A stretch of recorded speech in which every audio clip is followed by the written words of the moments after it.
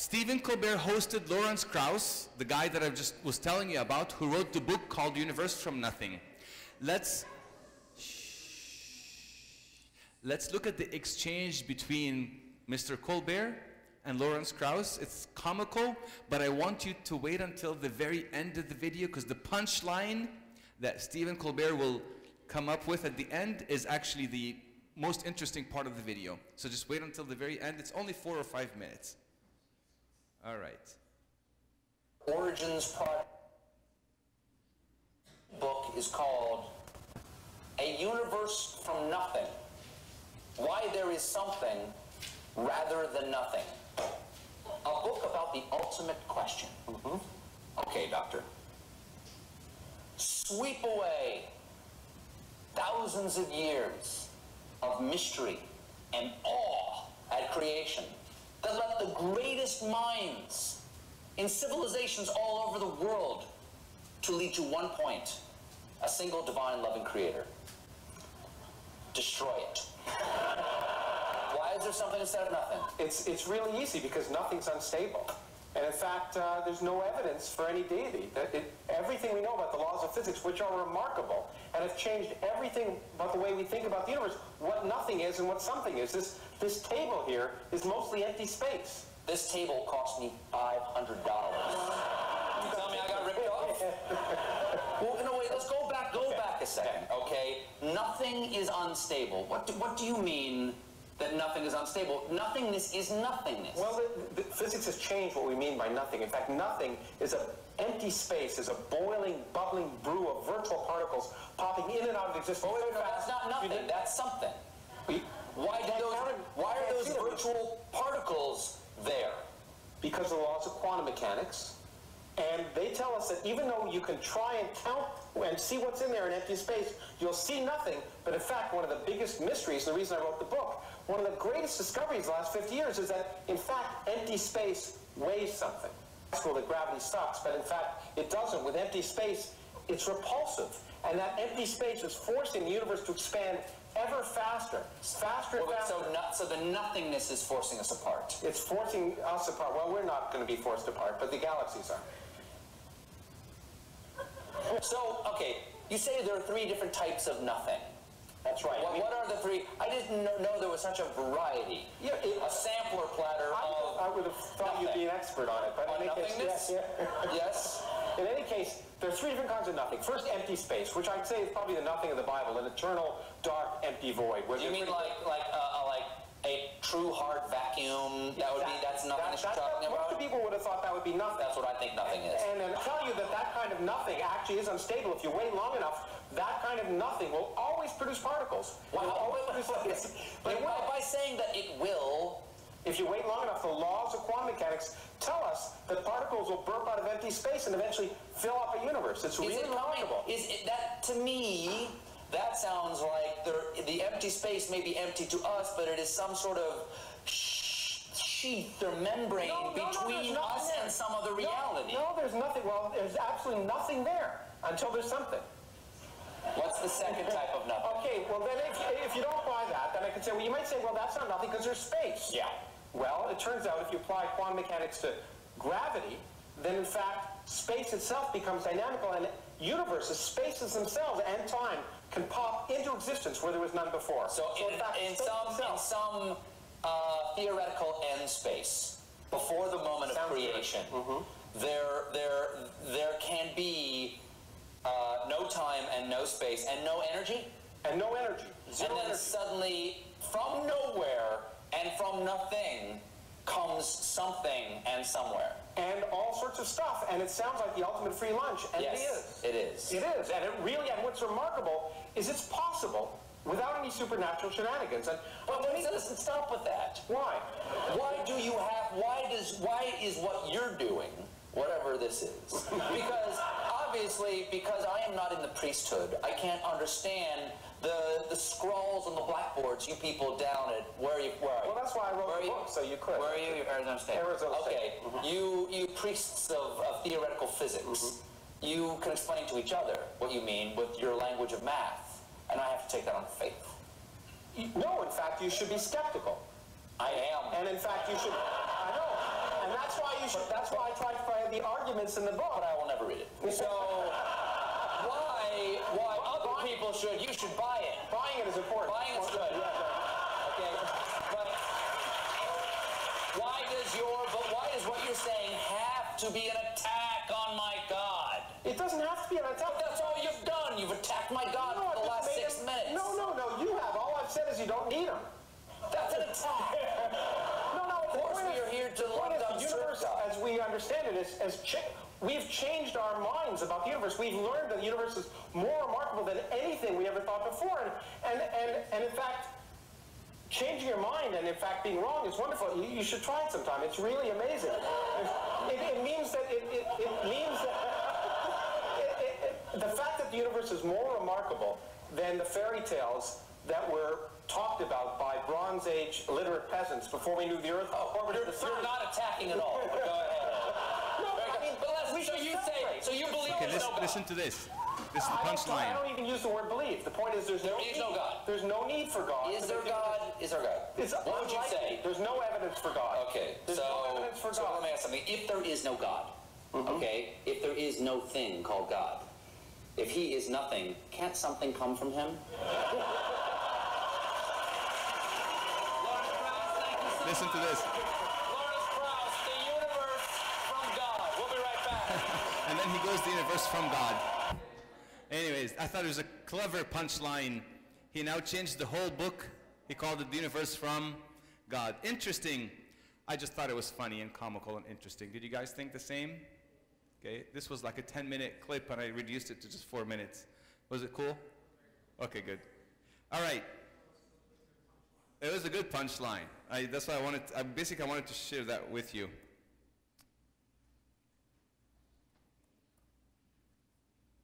All right. I need, where's Theo? How can we do this, how can we do the full screen again? Because it's a PowerPoint viewer. And F5 doesn't work. Yes, sir. Ali صوتك, please.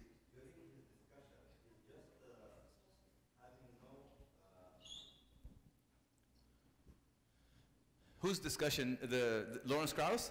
Yeah. Thank you, Theo. That during the discussion, maybe I didn't catch all the dialogue, but I feel that he's not confident of what he's saying. This is a general.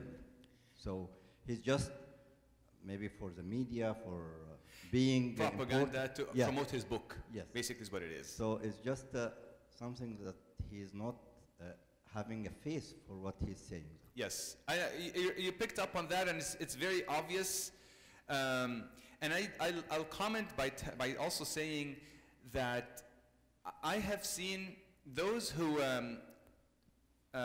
aggressively deny the existence of God. I'm just going to label them all as atheists.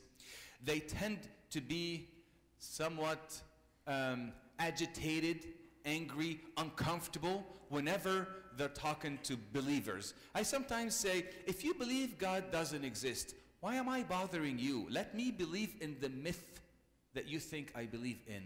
Why are you bothered so much by my misguidedness? خليني misguided, according to you.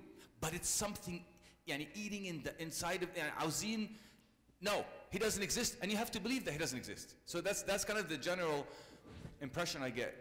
Because the real enemy is Satan. Exactly, exactly. All right, so let's move. I want to share with you a slide that I skipped, but after talking to the wonderful Jolie, we decided to reintroduce the slide back because I think it's a little more descriptive and explains the gift of existence a little bit better. Okay, going back to the question, who created God? Why, when we said matter and mind, why one of these two must have always existed? That's the question that this slide answers. Existence, الوجود, our existence now, is like a gift. It's a gift. From the cause to the effect. From the cause to the effect. The cause of existence gives the gift of existence to its effect. Okay? Or in this case, his effect. If no one has that gift of existence in his own or in its own, then this gift cannot be passed down. If that gift is not there, it can't be passed down. If existence is not there, I can't pass it down. If there is no being, God, who exists by his own eternal nature, then the gift of existence cannot be passed down. So there must be a being who exists necessarily, and that's the word. بالعربي اسمها واجب الوجود. He exists necessarily. But we received the gift of existence because we're here. We exist. If you're listening to me and if you're reading this, then you do exist. Therefore, conclusion, there must exist a being we call God who does not have to receive that gift of existence like every other link in the chain of receivers. And that being is God. Now, how do I know that this God is the God we worship? This is what comes next. Why wouldn't the universe have created everything? No, this is not what I wanted to. Where's the other question here? Oh, there you go. This doesn't prove a personal God. It could be just a vague kind of energy or force, like Star Wars. They believe in the what? May the force be with you and all of these wonderful things. It could be some kind of energy. Why do I call him our God, Jesus? This could be some abstract energy that willed everything into existence. Let's see. Going back to the law of causality, which I would like, and I don't want to spend too much, I think I mentioned it to you, Mark. I don't want to spend too much time on it, but the law of causality says this. The effect never is qualitatively superior to or quantitatively superior to or greater than the cause. Yani in simple terms, the law of causality says the effect can never be greater than the cause. It's the basic, most foundational law in all of scientific truths. Okay? The effect can never be greater than the cause. The cause has properties and inherent power to cause the effect into existence. The effect is never greater than its cause. Are we good with that? That's what science says. No disciple is greater than his teacher. That's biblical. I love your biblical references. Yes, sir. What if you ask the scientist? I'm not a scientist, but give me your question.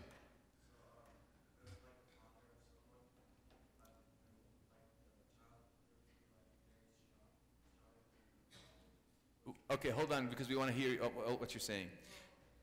What if the child grows to be stronger than his father? Mr. That question بتاعك? What does that mean? Are you saying that, okay, good question. When I say qualitatively and quantitatively greater than, this child or the father possessed properties that, how do I explain it? Okay. Okay, you're the scientist, Abuna. Can you help? In his nature, in his attributes, exactly. It possessed this power that his son then was able to inherit. But when I mean power, not physical power, because the son could go to the gym and train and become much stronger than his dad. That's not what I mean by greater qualitatively, quantitatively. That's not what I'm trying to say. There you go.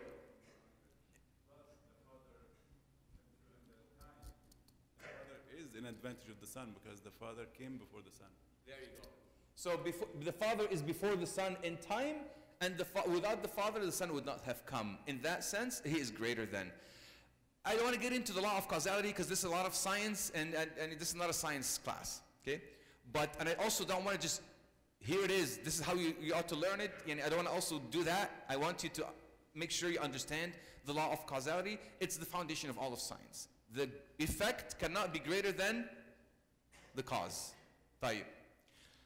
Because there's consciousness and intelligence in the effect, us, there must be consciousness and intelligence in the first cause.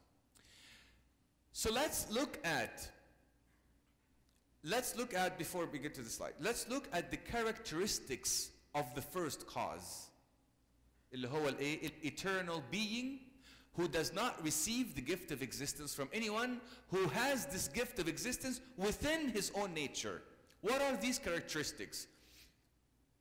Because we are capable of knowing, the first cause that produced them must be knowing and must have a mind. Not be a mind, but have a mind. Because humans are capable of choosing, the first cause must also have a will. Because a human is a someone, not a something. The first cause of human must be also a someone. طيب, here is actually a biblical verse that's very beautiful that sums it up. He who planted the ear, shall he not hear? He who formed the eyes, shall he not see? This is the law of causality in the scriptures. Now, let's look at the characteristics of the law of causality. I want you to pay attention to this slide. The first cause of space must be infinite. The first cause of time must be eternal, based on the law of causality. The first cause of energy must be omnipotent or all-powerful. The first cause of complexity and science must be omniscient or all-knowing. The first cause of moral values must be good. The first cause of human integrity must be truthful. The first cause of human love must be loving. The first cause of life must be life-giving. So if you look at infinite, eternal, omnipotent, omniscient, good, truthful, loving, life-giving, you'll end up with the Lord Jesus Christ. And this is how we can, through the use of logic and reason, look at the law of causality and see how it points to the one true God whom we know as the Lord Jesus Christ, because of these attributes. Okay? These are the biblical verses that support this argument. And again, I'm sharing with you these verses عشان نعرف إن there's no contradiction between science and logic and reason, and of course the scriptures. For every house is built by someone, but he who built all things is God. In Isaiah, thus says the Lord, your Redeemer, and he who formed you from the womb. I am the Lord who makes all things, who stretches out the heavens all alone, who spreads abroad the earth by myself. Some people use this verse for the Big Bang Theory. Isaiah 48, indeed my hand has laid the foundation of the earth. My right hand has stretched out the heaven. Psalm 139. For you formed my inward parts. You covered me in my mother's womb. Psalm 102. You laid the foundation of the earth, and the heavens are the work of your hands. Romans 1:20, which is the most important verse that we all need to memorize. For since the creation of the world, his invisible attributes, what's the key word? Are what? That's the key word. Clearly seen, being understood by the things which are made, even his eternal power and Godhead, so that you are without an excuse. And if there's an excuse, it's for other reasons, as we will discuss. Okay. All right. Let's now go to Herbert Spencer. Herbert Spencer in 1903, he made a very profound scientific statement. Very profound. This guy is a disciple of Charles Darwin. He's a Darwinian evolutionist. He believes in evolution. He believes that we came from some lower species and we're not created by God. God doesn't exist. But he struggled with 5 basic things to explain the universe. He said the universe can be explained by 5 basic principles or things or truths. Space, not truth, things. Space, matter, time, force, and action. And Herbert Spencer spent most of his life trying to come up with an answer to these 5 basic principles that explain everything in existence. Remember them. What is it? Say it again. Space, matter, time, force, and action. And he couldn't find an answer that explains these 5 basic principles. Now, if Mr. Spencer read the very first verse of the scriptures, in the book of Genesis, he would have found his answer. In the beginning, there's time. God, there's force. Created, there's action. The heavens, there's space. And the earth, and there's matter. So the scripture, the first verse, answers that which Mr. Spencer was struggling for 40 years trying to find an answer for. So let me ask you then, let's step aside from science and logic. And let me ask you now, let me appeal not so much to your mind and your intellect. Let me appeal to your heart and ask you an existential question. Do you know what existential means? بالعربي وجودي الوجودية. Existential deals with your existence, your essence, and it also may imply your emotions, your heart, your feelings, your sentiments, all those wonderful things. Let me ask you, which one would you rather be? Which one gives you fulfillment and satisfaction? Which one would you rather be? Deliberately created or blindly evolved?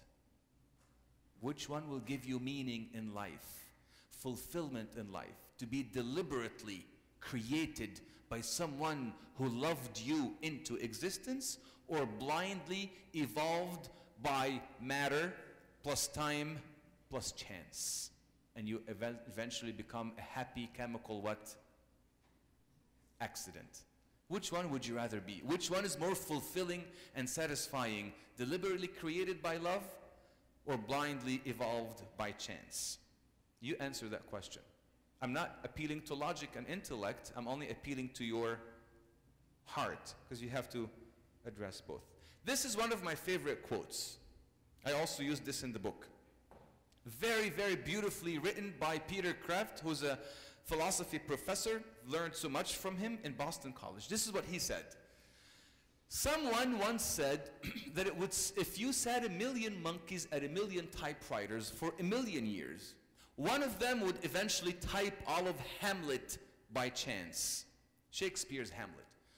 But when we find the text of Hamlet, we don't wonder whether it came from chance. Why then does the atheist use this incredibly improbable explanation for the universe? Clearly, because it is his only chance of remaining an atheist. At this point, we need a psychological explanation of the atheist rather than a logical explanation of the universe. Because we have a logical explanation of the universe, but the atheist does not like it. It's called God. I think it's beautifully, beautifully, beautifully said. Well, it sums it all up. So the problem here is that we need an explanation for the universe. We do have one. You just don't like it because you don't want it.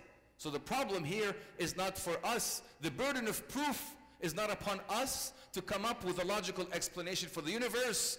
The issue here is a psychological explanation for you. You don't want to say that. But that's exactly what Peter Kraft came up with. Yes? What page دي بقى ايه؟ معرفش. In the first, it's the section about God. The first section. All right. Here's atheism. In short, atheism, those who say, I don't see any evidence for God, that's because this is what they're doing. I will always say that it is not the lack of evidence that bewilders atheists. It's the suppression of evidence. Remember what St. Paul said in Romans 1:20? His invisible attributes are what? Clearly seen. The word clearly is not مش موجود بالعربي في الترجمة بالعربي. Clearly seen. يعني you can't hide from it. And if you, after seeing his clearly seen attributes, you deny his existence, you have no excuse. All right. That was from the computer. Any questions? Yes, Silvana, good to see you. طب استني دقيقة واحدة. Yes. The slide that you had before that guy, what's his name? طب دقيقة واحدة, one second. Okay, the slide that had all of these attributes and then it pointed to Jesus Christ. Yes, I'm going to get to the end, but here you go. There you go. Can't you use this? Yeah, that. Can't this be used to prove the existence of God? Just God. Yes. God of Islam, God of Judas. Yes. Jews. God. Absolutely. Okay. Absolutely. ما هو بقى you have to And build then up we for tomorrow. dig it deeper for بالظبط. Jesus Christ. Got it. بالظبط. Tomorrow بقى this is when we say, yeah, this is a personal God. Thank you, Abuna. This is a, you know what these look like? If you listen to Salat al-Sulh in the Gregorian liturgy, we use most of these attributes. Saint Gregory the theologian, غير المحوى, غير المفحوص, غير this is attributes of God. Omonogenes also has the same thing. All right. Any questions on this so far? احنا we answered 2 questions. كل الوقت ده كله we answered 2 questions. فاكرين? What's the first question? Where did the universe come from? What's the second question? Where did we come from? بس كده. كل ده لسه سؤالين. فاضل لسه 5 more questions, but don't worry, we're not going to finish them all today. Let me, I should have gotten that here. Forgive me 1 second. I will go on to the third question, which should be very quick and easy for you.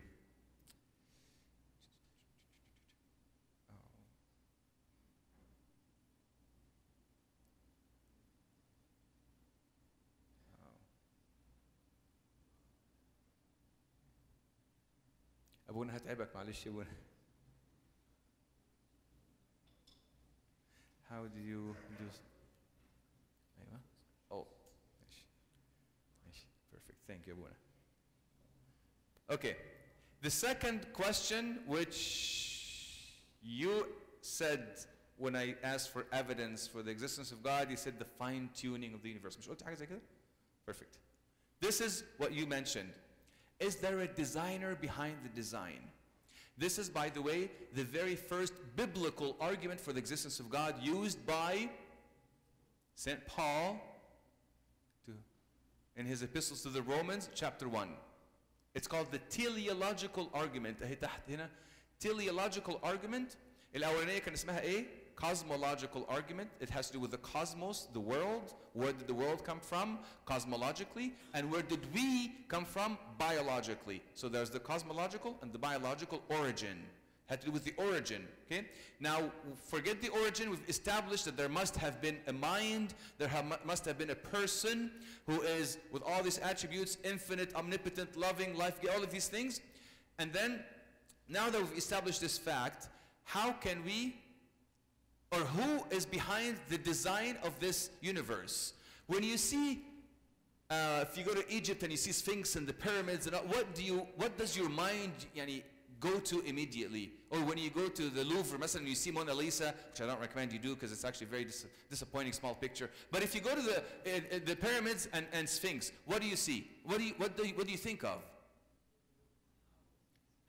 Or you think of those who actually built this. مش كده? My mind automatically goes, wow, how did they do that? Whenever you see a beautiful painting, your imagination goes to the painter. The designer behind the design. طيب.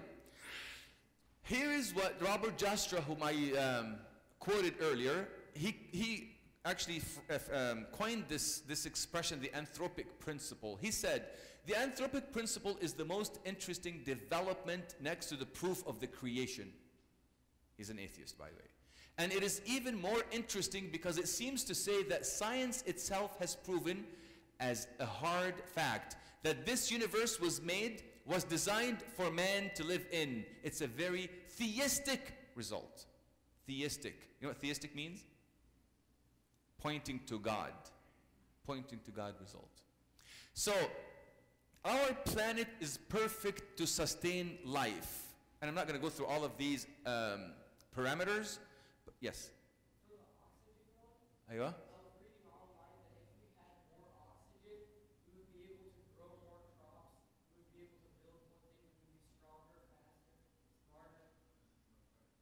No, but I'll tell you, maybe more oxygen by this much. عشان كده نحط plants in our homes عشان ياخدوا CO2 ويدونا oxygen. No. احنا بنتكلم على if you were okay, go ahead, finish your question.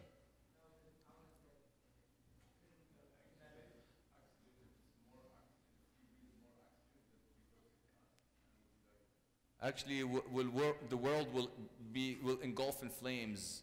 Correct me if I'm wrong. If we have more oxygen.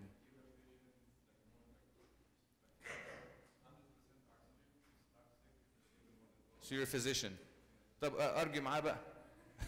Here, see? Yeah. All right, yes.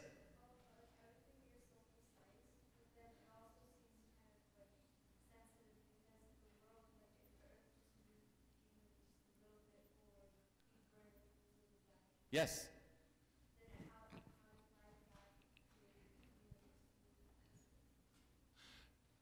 Okay. This precision and those intricate parameters in creating the universe point to the existence of God. Why did he create them this way? So that you and I can exist. So life can exist in this universe. Because if the universe is closer to the sun by a little bit, we can't have life because it would be too hot for us to live here. And if it's a little further, then it'll be too cold, so we can't live.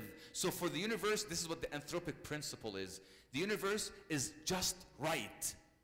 So God created a perfect universe. What atheists, one second. What atheists say is that by chance, and they use something called multiverse. Have you ever heard of the multiverse theory? Anybody heard of that? Okay.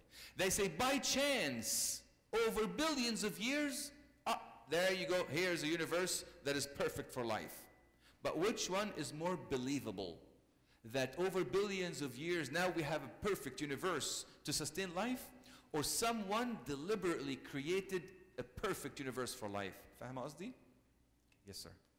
Like, can someone argue that throughout the period of time where the universe was... Can someone argue? Yeah, that like the universe was still in existence, that life was taken away when like maybe another planet didn't have perfect temperature, so it just like disappeared. Couldn't someone argue it like that? You can argue that. But here's what I would tell you. I'll say the same thing Lee Strobel said in his book. Yes, can you repeat the question out loud, please? So can someone argue that in the history of the universe's existence, there were multiple planets where they had life on Earth where life was taken away because there was not enough heat? Right. And this is another offshoot of the multiverse theory. To me, it would take far greater faith to believe in that theory than to believe in a being who created the universe. Yes. Please, no, please interrupt anytime. Out of the trillions planets that we have in the universe, the only planet that can sustain life is Earth. Nothing else. No other planets can sustain life. And that's a great segue to what we're going to see here on the screen by Stephen Hawking. The remarkable fact is that the values of these numbers seem to have been very finely adjusted to make possible the development of life, just like what you said. عاوز حاجة تاني بقى؟ I'm just kidding. Why would God create like one Earth instead of like multiple? Why would God? Why did God like create one Earth when He could have created like multiple Earths and we could have lived on? We can ask him this question when we see him. Why did God create one universe instead of multiple universes? Oh, one Earth instead of many Earths. It's a good question. I don't know. He wanted just one Earth. Make sure you ask him when we see him.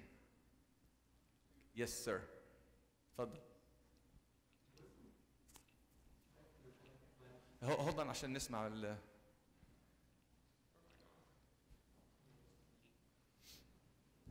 Back to the point of planning, the planet sustaining life. Wasn't one of the consequences of eating from the tree of wisdom that the earth will never give what it was supposed as it was created before? So God I mean, Earth was supposed to give much more than what's given now. Yes. As a matter of fact, this is what I was hoping to discuss tomorrow. Yes, you're right. In the sermon, maybe, we're going to talk about the tree of life and how Earth is incapable of giving life. And tie that back to the life-giving Eucharist, which is the bread of life. But yeah, you're right. Earth cannot give life because it's cursed. It was cursed in Genesis. And what's interesting in Revelation, what did it say? There will be no more curse. So it's as if the entire Bible, it begins with a curse, ends with a lifted curse. And the entire Bible is the story of how God lifted that curse and took it upon himself a couple of weeks ago. Yes? If the earth is perfect, then why do like natural disasters occur? Yes. And I'm getting tired of saying it's in the book, but okay. Why do natural we asked, I think we responded to this question امبارح, didn't we? كنت موجودة امبارح? See, never miss a day. You should not miss a day. It's online? It's online. Okay, read Romans chapter 8. It will give you a little bit of an answer to that question. Earth is not perfect now. It was never. Okay, could time plus matter plus chance, was there another question, Abuna? No. Okay. Could time plus matter plus chance result in such an intricately designed universe? Just think with me. Could it just happen by time plus matter plus chance? When you see this on a beach, do you think that the wind with the waves and a little bit of humidity, a little bit of this and that came together to make these letters, SOS? Is this what you think of? Kind of like the Hamlet example. Is this what you think of? Or what do you usually think of when you see something like that on the beach? Someone was there. Why is that? Because that's what intelligence. This is not chance.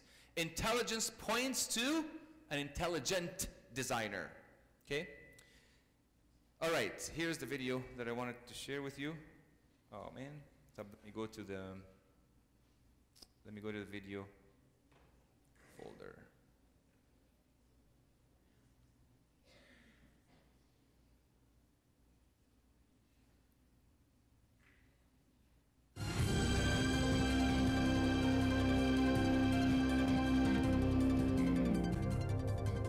How did the universe begin?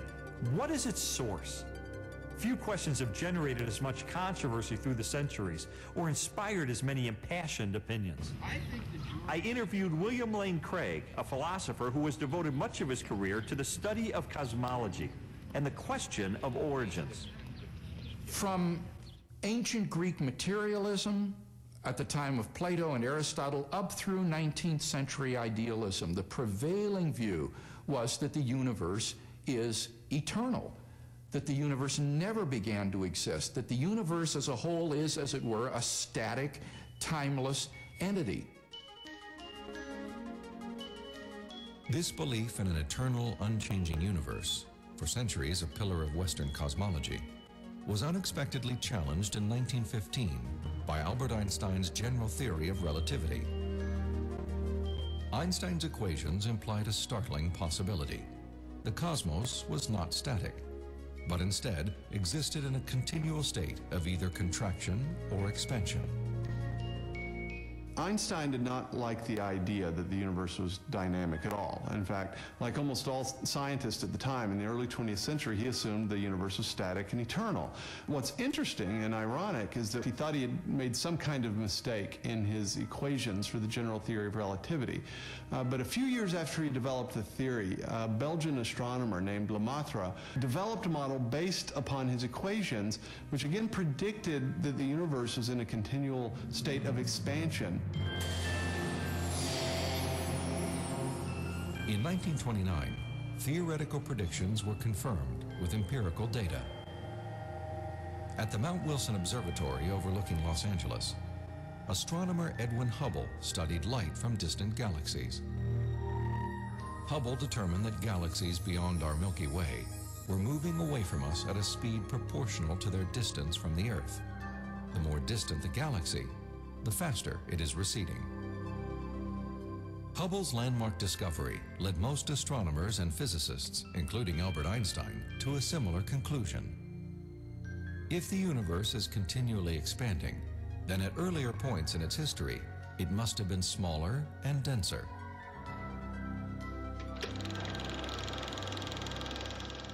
I think a good way to visualize this is to imagine that the history of the universe has somehow been photographed and made into a movie that we could play on a projector.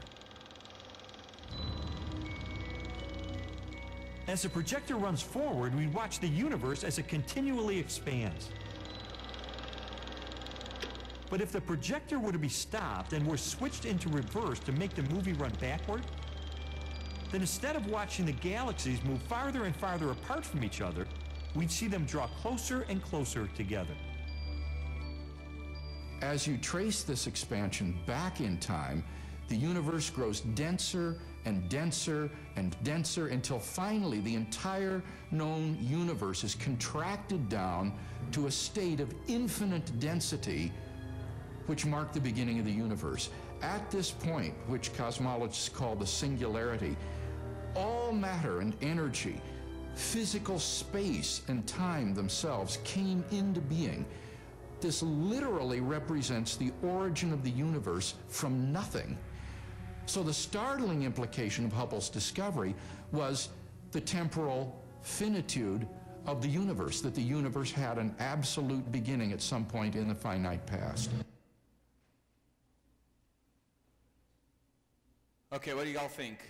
He's basically repeating what we have been saying, but it just sounds better when you hear it from someone who is very intellectual. Any comments on this? Questions? Are you all tired? I'm going to be quick. But I wanted to now shift gears to the fourth question, which I think is a very important one. Very important one. Where did it go?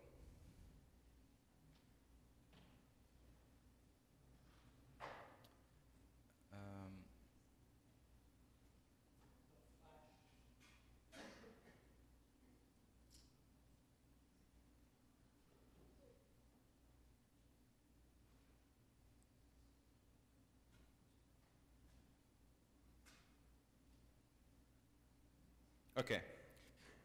Okay, we talked about this. And then here is the other question that I want to share with you. Who determines right and wrong? And then we'll finish this section or this session with this question. And then, are we having another one? Oh, مش تعبوا كده? Are you guys tired? You're good? We're going to have lunch, I think, after this one. Okay. Then, so we're going to have, this is going to take us about a session and a half. Okay? But I want to make sure that I leave with answering your question, which I think is a very important question. Despite of all this evidence, why do people still reject the existence of God? It will just pull it all together. Mashi? And then tomorrow we'll talk about the uniqueness of Christianity. Who determines right or wrong? Is there anything that is right or wrong in an absolute sense? What do you all think? Yes or no? Please don't say no. Yes. Of course. Courage is always good. Honesty is always good. Loyalty is always good. Love is always good in and of itself. It could be misused and abused, but love is always good. Because I know someone is going to say, oh, but no, it could be misused by the user of love. But love itself is always good as a virtue in and of itself. Bravery is always good. Kindness is always good. Are there things that are just bad? Absolutely, in an absolute sense, bad. Everything that's opposite of that. Cheating is bad. Dishonesty, rape, cowardice, bigotry, infidelity, hatred, all of these things are bad. So there are good things that are inherently good, and there are bad things that are inherently bad. Where do these come from? Or a better question, it should be, ought to be, who determines this is good and this is bad? Now, on what basis are they founded? And I'm going to use the same methodology I used for the first cause of or for the existence of God, the first argument. There are 4 explanations. Actually, let me share with you what Francis Schaeffer said. If there's no absolute moral standard, then one cannot say in a final sense that anything is right or wrong. Do you know what he said? If there's no absolute, mutlaq, moral standard, then no one can say this is right and this is wrong. Because whenever you say this is right, you are saying this is right based on a standard of rightness. When you say this is wrong, you say this is wrong based on a standard of wrongness. So there must be a standard based on which you say right and wrong. Just like if I tell you, give you an example. If I tell you this book is very small. How do I know it's small? Because I'm comparing it to a larger, bigger book. If I don't have this, if I've never seen anything like that, then to me, this is a very big book. You see what I'm saying? Whenever I say this is a big book compared to this small book. So if I say this is right, I must know what is wrong. If I say this is wrong, I must know implicitly what is right. فهمت قصدي? This is all critical thinking. Okay. If moral values do exist, their origin must be explained. Here are 4 possible explanations. زي ما عملنا في الايه؟ في first cause. Either from nothing, if you remember, self-made, eternal, or created. نشوف بقى morality or moral values and moral laws. They either come from society, as some people say, it's called social ethics. Okay, social ethics, it's so society gets together, we all get together and we say, okay, we're going to determine that stealing is wrong and bravery is right. Okay, guys, fine. Okay, let's live this way. Society determines what's right and what's wrong. Some others say reason determines what's right and what's wrong. I determine, it's my reason that determines right and wrong. Others would say evolution determines what's right and what's wrong. That's evolutionary ethics. And others would say God determines what's right and what's wrong. تعالوا بقى برضو نشوف which one makes most sense. Are you with me? Which one makes more sense? God, خلاص, we're done. نتعب نفسنا ليه? Does morality come from society? It's called social ethics. Yes or no? على طول كده اهو. Explain, but listen to the question carefully. I'm saying does morality come from, originate from, founded upon society? Because yes, God sends yeah, we know what's right and wrong, but maybe new things come up like genetic engineering, then does God tell us, yes, this is right, this is wrong? No, it's social ethics. If society, if we live in a society that everyone says, wow, that's wrong, you'll probably go with them, be that's wrong, I agree, you know? Very good question, very good point. I like your linear thinking, very, very good. Let me share with you why I disagree with you. That I don't think society, or I don't think morality comes from society. I think society enforces morality, but does not originate or produce or create morality. And let me explain why. If societies create morality, then we should accept Nazi Germany and ISIS and all of these social ideologies. But do we? No, we think that Nazi Germany is bad. But that was a society that believed what they're doing is good. Is it because what they believe they're doing is good, does that make it good? Of course not. So society could do whatever they want to do, but there's a standard. That this society's actions, beliefs, ideologies, there's the standard that it's measured against. It makes impossible to criticize another social practice. Like, why would we enforce our democracy on this nation or that nation? Well, their society, they want to do their own thing. خليهم براحتهم, you see? So there must be a standard of rightness and wrongness, and society only enforces but does not create. Society makes civil laws, not moral laws. And there's always a tension between the two. Some would like to legislate morality, and some tend not to want to legislate morality. You know what I mean? We can talk about that later. What about variations in moral practices? So some people argue, because they'd like to always look at the other side or the opposition. Some people argue that moral variations represent differences only in the perception of the situation, not a conflict in the values themselves. Let me explain, because this needs a little bit of explanation. There are two things I want to share with you. Oops. Values and perception of the fact. Perception of the fact are what descriptive. They describe the situation. Values are prescriptives. They tell you what you ought to do. Let me explain and give you examples. If I ask Hitler this question, hey, Mr. Hitler, do you think killing innocent people is a good thing or a bad thing? What do you think he would say? Bad thing. You should not kill innocent people, or else I'm insane. I need to go to jail. I need to, He actually said that in his writings. But what did he say if he were to be asked? What would he say if I were to ask him, well, if you think killing innocent people is bad, what about all the 6 million Jews that you killed? Exactly. He would say they are subhumans. To quote him precisely, he said these are subhuman.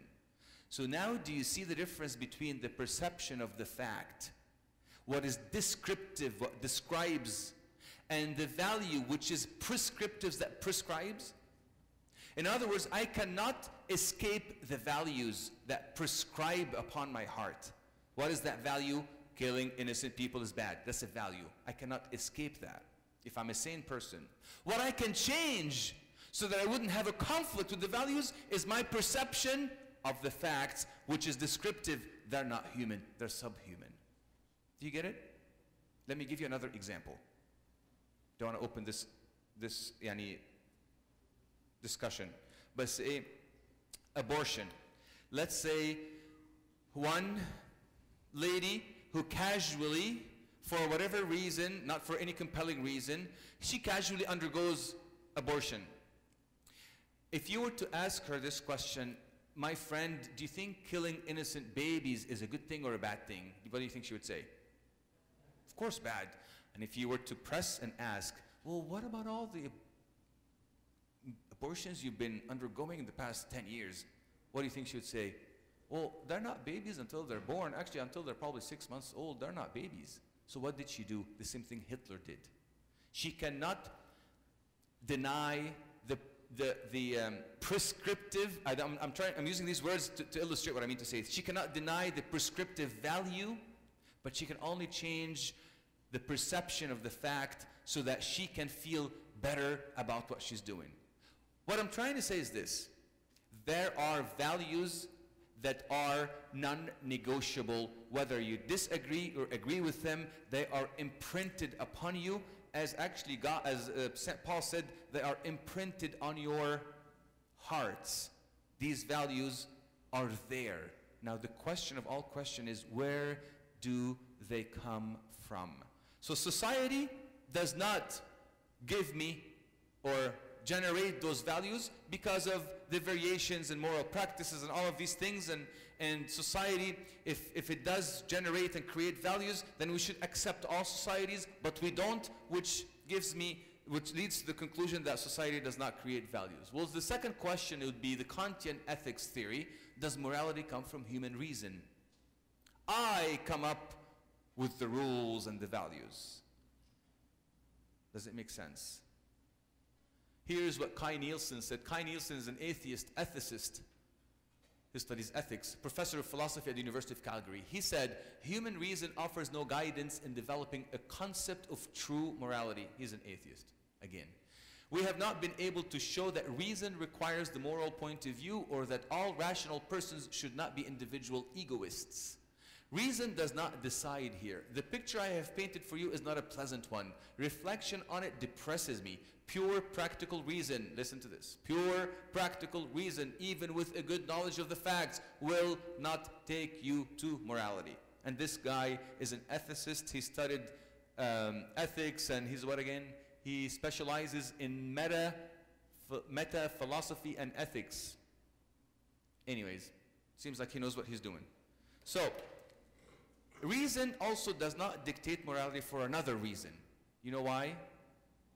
Because if I come up with the rules, I can also dismiss them when they interfere with my personal interest. I came up with the rules of the game.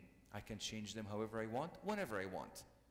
If my personal interest is at stake, I think I will change honesty to cheating for a couple of days. Because, hey, I came up with the rules, so I can just change it whenever I want. But you feel compelled to comply, which means that it didn't come from you, it came to you. And that's the difference. All right. If I make the law, I can likewise dismiss it. So does morality come from evolution? The morality doesn't come from society. It doesn't come from reason. Does it come from evolution? Of course not. Why? There is a law, there is a fallacy. Fallacy يعني إيه? Something not true. Yeah, something wrong. In philosophy called the category fallacies. You know what category fallacies are? It's when you treat one category with another category. يعني إيه? When I say the color yellow smells very good, that's a category fallacy. What did I committed a category fallacy. فاهمين قصدي? Because I'm using one category of smell to measure another category of vision. فاهمين قصدي? When I say something like that, these are category fallacies. Here's what a category mistake. Morality cannot be explained by biology. That's basically what it is. Morality is what? Abstract. Biology is what? Tangible, concrete. You cannot explain an abstract metaphysical by that which is concrete and physical. You cannot explain the immaterial by the material. So you're committing a category mistake. Morality and biology are in different categories. You can't explain an immaterial moral law by a material biological process. Justice is not made of molecules. Okay, that's the example actually I was looking for. I think I mentioned that to you already. Descriptive and prescriptive. Okay. Here is what Richard Dawkins said about morality and evolution. He was very honest, at least in this quote. My own feeling is that a human society based simply on the gene's law of universal ruthless selfishness would be a very nasty society in which to live. Be warned that if you wish, as I do, to build a society in which individuals cooperate generously and unselfishly towards a common good, you can expect little help from biological nature. Let us try to teach generosity and altruism because we are born selfish. And that is the explanation that Richard Dawkins had for evolutionary ethics. And he also said Darwin made it possible for us atheists to be intellectually fulfilled. In other words, I was looking for someone that can give me an explanation of the origin of the universe, and finally I found him. So, questions for those who say that morality comes from evolution, because this is the most commonly used argument for morality. نسألهم شوية أسئلة logical. شوية logic. Killing the handicapped enhances the survival of species. Does that make it good? According to evolutionists, if you're handicapped, you're supposed to be out of this species altogether because you're a detriment to our society. But when we kill the handicapped, does that make it good? Nope. But according to your theory, we're supposed to. Why aren't morals evolving? Evolution, by definition, means what? Change over time. But did we see that cowardice, for example, was at one point in time good and now it's bad? Or do you think cowardice at one point will become good? Why aren't morals evolving with evolution? We haven't seen that. Another question. Here's a philosophical question. How do I know that your mind is not just taking part in one more adaptive exercise rather than leading you and I to the truth? If you're an evolutionist, why should I believe you? Because as an evolutionist, what you're saying now and what you're thinking now is going to change 5, 6, 7, 8 years from now. You see? Because you're evolving. Why should I believe you now? Why should I not believe that your mind is taking part in an exercise of adaptive evolution? Okay. So, أبونا إحنا المفروض الساعة كام؟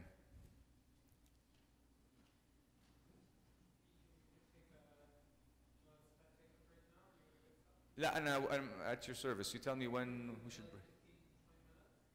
Okay, 15 minutes? Okay, 15 minutes and we'll, let's skip the materialism and determinism. And let's skip the Richard Dawkins sound clip.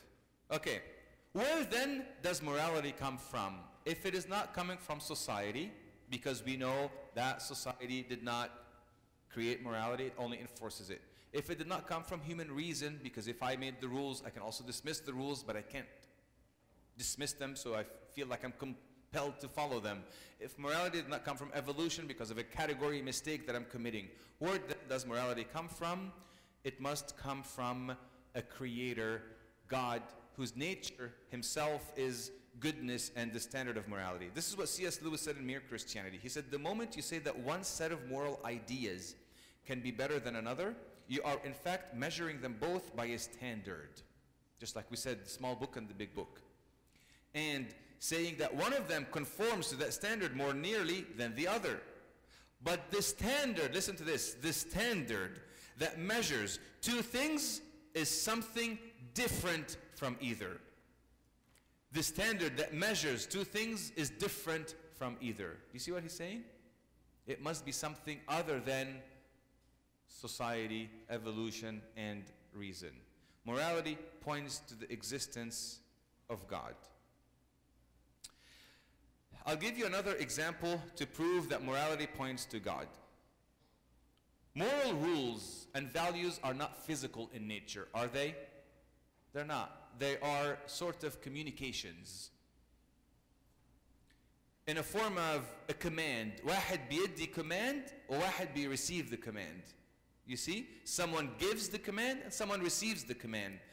So, a violation to this moral law is not like breaking a civic code of conduct. It is actually an offense against a person who actually gave this command. فاهمين قصدي? So when you let's say 2 o'clock in the morning and you're tired, you want to go home, and there's a red light, there's nobody around. خالص. We're talking here, not in Egypt. هنا. And there's nobody around, because in Egypt you wouldn't think, you just go. But هنا, you stop and you say, okay, I'm supposed to stop because it's red light. But it's 2 o'clock, there's nobody around, I know there are no cops around. I'm just going to run this light because I can't wait to go home, and I'm yawning and all of that. So I just go home. And I run the red light and I go home. Will you feel so guilty that you couldn't sleep at night? I wouldn't, but would you? Okay, you know what, I'll tell you a funny story, Abuna. So I was at the monastery in Corpus Christi, and I was giving this lecture. I'm going to say, would you feel guilty? All the monks said yes. The monks. All of them said yes. I said, okay, never say that story in the monastery. Anyways, but would you feel guilty because you ran a red light? No. Okay. Let's look at another example. Your brother or your sister or your spouse, brother and sister, they trust you so much, and they trust you with something that you shouldn't do. But because of, just come up with a scenario, because of your selfishness, you actually betrayed their trust in one moment, and they found out and they were a little heartbroken. Would you feel the same way as if you ran a red light? No, you'll feel a little upset that you made someone upset. You had a violation and an offense towards a person, not an abstract, immaterial thing like a civic code. I mean, قصدي the difference? That's why when we sin and when we do that which is not good and unholy, we have what's called what? We feel what? Guilty a little bit. Because we did not break a rule from the church, or yes, but we actually made the heart of God زعلناه. You know what I'm saying? That's the big difference between an offense to a person and an offense to a civil code. Yes. By the way, I'm not encouraging you all to run red lights and to not obey the law. That's not what I'm saying. So, yes. Hold on. But actually, bad people does not feel guilt. Huh? Bad people does not feel guilt.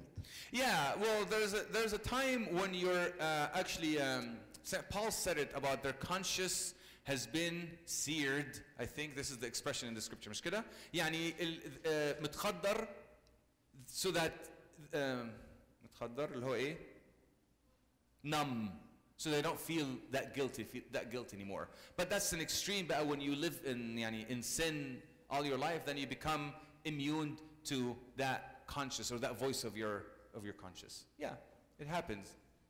But if you don't reach that point and you still have a little bit of conscience that convicts you, then you can point that out.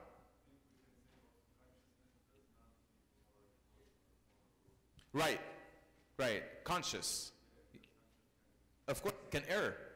His Holiness Pope Shenouda says, some people mistakenly think that the voice of the conscience is the voice of the Holy Spirit, and that's not right. Your conscience is led by the Spirit, but it's not the voice of the Spirit. Okay. Source of morality. Morality cannot come from something less than us. I want to wrap it up with these few slides, so think with me. خليكم معايا, I'm almost done. Morality cannot come from something less than us. How can something, I'm reading the slides so that I can make sure that you hear me. How can something less than us have such authority over us? We're thinking logic, right? Morality, at the end of the day, does not come from us, it comes to us. You just changed that preposition. From, to. Why is that? Because I feel compelled to follow it, and I feel compelled to comply by it. Therefore, I believe that it comes to me from someone who is greater than I. If morality is given to me, who is the giver? We go back to God, who is himself the standard of morality. Can I tell you something, a story? Because I know when I tell a story, everybody will wake up. So I was at a conference with His Grace Bishop Yusuf back in probably 7 years ago or so in Panama City Beach, when they used to hold the conferences before they go to Titusville in Florida. They used to go to Panama City, and we had a conference on apologetics and all that. And I was speaking about truth. And then I saw some of and it was a long day, and some people were getting a little tired and yawning and all that. So I wanted to wake them up. So I said, listen everybody, I don't believe that everything Christ said was true. Everybody woke up, including Sayyid that was at the back, and he got a little uncomfortable with that. And I repeated myself. I said, I don't believe everything Christ said is true. Did I get your attention? I got their attention, and Sayyidina was just about to get up. Say, George, give me the microphone. Thank you very much. You can go back to San Francisco. But before he does that, I said, I believe everything is true because Christ said it. It's just basically the way you think. I want you to think this way. Why?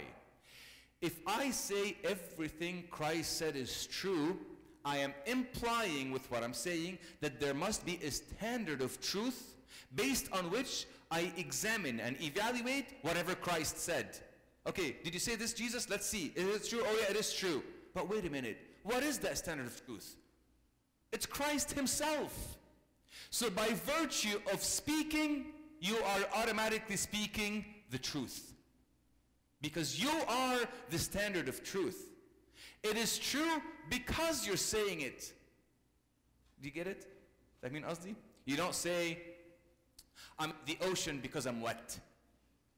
You say, I'm wet because I'm in the ocean. You see? So there must be it's just a different way of, everybody, of course, woke up and fahm in, I was only kidding, not kidding, but I meant both ways. Everything Christ said is true, but I want you to think that he is the standard of truth. So it is true by virtue of him uttering it and saying it. Okay. I think we should stop here. This is a very good question. Can I be morally good without God? We can, maybe in the next 2 minutes, before we break for lunch and come back again. Before we break for bathroom break and snack, I wanted to share with you a question. That's also in the book. The question is, my atheist friend, who is actually very nice guy or girl, whatever, or neighbor, they don't say anything bad, they don't think bad thoughts, they don't do anything bad, and they're such good people. Are you telling me they're not going to go to heaven because they don't believe in Jesus? Basically, can I live a good moral life and still end up with God, or do I have to believe in God to end up with God? Does this question ever cross your mind? Do you have any atheist friends? Are they good people? You always wonder what's going to happen to them? Yeah? Not good people? Okay. All people are good people.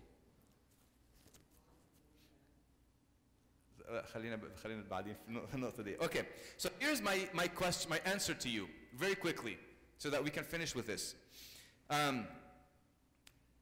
Can morality lead me to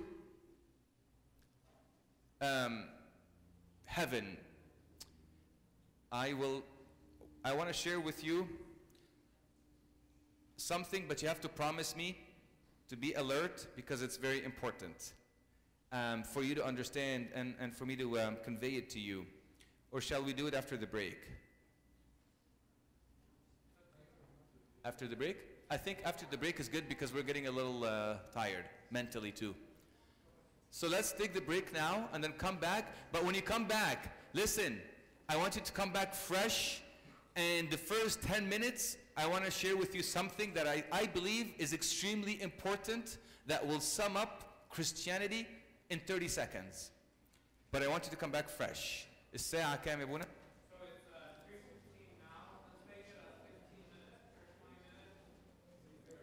3:30, come back at 3:30, and I'm going to start at 3:30 whether you're here or not, so please come back.